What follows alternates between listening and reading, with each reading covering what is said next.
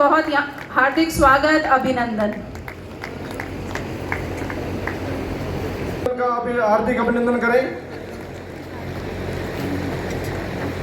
उनके साथ यहाँ पर जगाधरी मंडल के प्रियांक शर्मा जी यहाँ पर पहुंचे हैं, मैं उनका भी हार्दिक अभिनंदन करता हूं। सुखदेव सिंह जी, मदर मेरी चैरिटी होम की अध्यक्ष खुशी जी और दो शब्द जी कहें। प्रियांक शर्मा जी। भारतीय जनता पार्टी की प्रत्याशी श्रीमती बंतु कटारिया जी, मंडल के मंडल अध्यक्ष श्री विपुल गर्ग जी, महिला मोर्चा की जिला अध्यक्षा श्रीमती प्रीति जौहर जी, पूर्व सीनियर, हर नागरिकों को उनका लाभ मिल रहा है।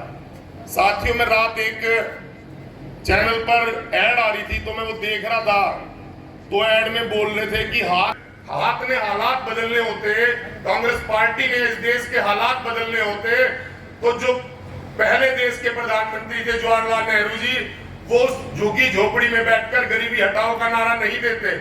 अब वो हमें नहीं पता वो झोपड़ी वो इलाहाबाद में थी, फूलपुर में थी, या अमेठी में थी, या रायबरेली में थी।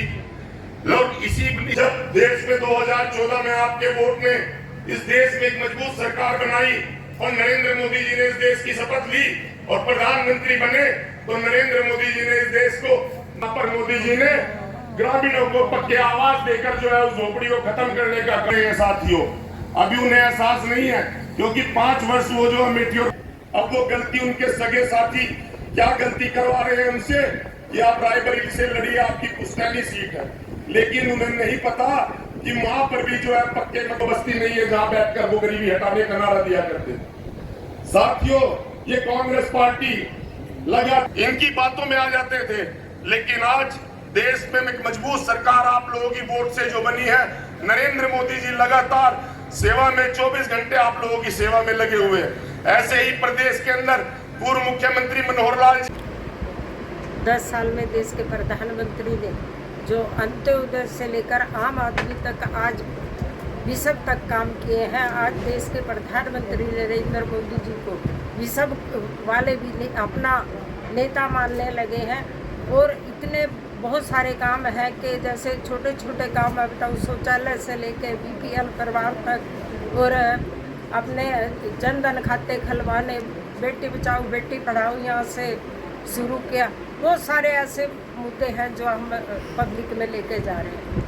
हमने अपने मैनिफेस्टो में भी नहीं डाली थी, पंचकुला से लेकर सहारनपुर तक जो सीधी सड़क है, कभी सोच भी नहीं सकते थे।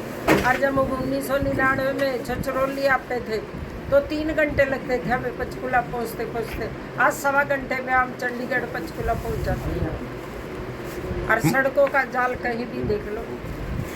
महिलाओं के लिए देश के प्रधानमंत्री ने तो नई पार्लियामेंट में पहले दिन ही महिलाओं को अधिकार दिया, और पहले दिन ही 33% आरक्षण देकर नारी अधिनियम कानून बनाकर दे दिया। और दूसरा, देश के प्रधानमंत्री ने कहा, अगर मुझे तीसरी बार आप बनाते हो, जो मेरी बहन और बेटियां सेल्फ हेल्प ग्रुप में काम करती हैं, 3 करोड़ दीदी को लखपति दीदी बनाने का संकल्प देश के प्रधानमंत्री। मैडम, आप सभा कालका से लेकर सहारनपुर का जो सारा पूरी बेल्ट है वो पहाड़ी है, तो देश के प्रधानमंत्री नरेंद्र मोदी जी कहेंगे कि हमारी पूरी बेल्ट को आप बैकवर्ड घोषित कर दो। बद्दी में जो इंडस्ट्री लगी थी वो अम्बाला में इंडस्ट्री आनी चाहिए, और अम्बाला का विकास होना चाहिए। देखिए, जो मुद्दा है वो विकास का ही मुद्दा है, और हमने विकास जो है वो इतनी बड़ी मात्रा में विकास किया है। अगर पिछली सरकारों से देखो तो उससे 10 गुना ज़्यादा काम हमने किया। हम अपने आसपास ही देखें तो जो डेवलपमेंट हुई वो हर आदमी इस बात को स्वीकार करता है। तो मुद्दा जो है वो विकास ही है मुद्दा, जो देश को जिस प्रकार से मजबूत किया नरेंद्र मोदी, शक्तिशाली बनाया, उस बात को भी हर आदमी उस पर विश्वास करता है, उसको अप्रिशिएट भी करता है, और इस प्रकार दुनिया में बड़े संबंध अच्छे बनाए। मंत्री जी राहुल का भी बाधा कांग्रेस डाल रही है, और संविधान का भी उल्लंघन में बाधा कांग्रेस कर रही है। अब कांग्रेस ने पहले भी एक बार ना, जब शाहबानो का केस था तो उसमें सुप्रीम कोर्ट का निर्णय था, सुप्रीम कोर्ट का निर्णय संविधान के अनुसार ही था, लेकिन उस पर जब कुछ लोगों ने ऐतराज़ किया तो राजीव गांधी ने संविधान में परिवर्तन कर दिया।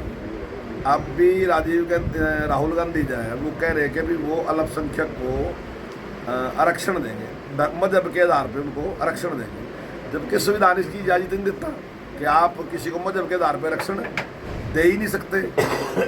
तो अब वो कैसे देना चाहता, तो वो कहता है कि हम संविधान को ही बदल देंगे। तो संविधान बदलने की तोड़ने की बात वो कह रहा, हम नहीं कह रहे। और वो आरक्षण देगा कहाँ से? आखिर SC BC का जो आरक्षण है तो एक कोटा है निश्चित 50% है, उसी में से देंगे। तो 50 तो आपने SC BC शेड्यूल ट्राइब सारों को दे रखा, तो किसका काटोगे? SC BC ही काटोगे। तो उसी का आरक्षण काटने लग रहे और उसी तो कह रहे संविधान। तो संविधान को खतरा कांग्रेस से है, हमारे से खतरा नहीं है।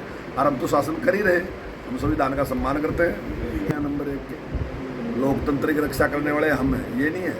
श्रीमती इंदिरा गांधी ने किस बात पे इमरजेंसी लगाई थी? उनका जो इलेक्शन था उसको अवैध घोषित किया, उसको सेट किया, तो रिजाइन करना चाहिए था। रिजाइन करने की बजाय इमरजेंसी लगा दी। 85,000 जो लीडर थे वो उन्होंने जेल में डाल दिए। उन 85 में से 80 भारतीय जनता पार्टी के और भारतीय जनसंघ के थे। तो उसके लिए 19 महीने जेल हम रहे लोकतंत्र की रक्षा के लिए। और हमारे से पहले जब भी विपक्ष की सरकार बनी, हमेशा श्रीमती इंदिरा गांधी ने या कांग्रेस के नेताओं ने 356 का प्रयोग करके उन सरकारों को तोड़ने का काम किया। अगर सरकारें विपक्ष की चलनी शुरू हुई तो वो अटल बिहारी वाजपेयी की सरकार बनने के बाद शुरू हुई। चौधरी देवीलाल की सरकार बनी, चली नहीं। चौधरी चरण सिंह की सरकार बनी, चली नहीं। प्रकाश सिंह बादल जी की सरकार बनी, चली नहीं। वीरेंद्र सकलेचा की सरकार बनी, चली नहीं। भैरव सिंह शेखावत की सरकार बनी, चली नहीं। कर्पूरी ठाकुर की सरकार बनी, चली नहीं। शांता कुमार की सरकार बनी, चली, सब टूट गई। क्यों तोड़ दी? क्योंकि इनके पास ताकत थी, इन्होंने कुछ भी किया, उन सरकारों को तोड़ दिया। और आप उसके बाद देख लो, जब अटल बिहारी वाजपेयी की सरकार आई तो उसके बाद चौटाला साहब की सरकार चली कि नहीं चली? उसके बाद प्रकाश सिंह बादल की सरकार 5 साल चली कि नहीं चली? मुलायम सिंह यादव की सरकार 5 साल चली कि नहीं चली? हर सरकार 5 साल चल रही है। तो अगर लोकतंत्र के तैसी हैं ना, तो वो हम हैं, हमारा विश्वास है लोकतंत्र के प्रति। इनकी तो ऐसी थी कि जब इनका मूड आया नहीं, किसी की भी 356 लगाया तोड़ दे। 100 बार 356 का इस्तेमाल करा, 47 बार तो केवल और केवल श्रीमती इंदिरा गांधी ने इस्तेमाल किया।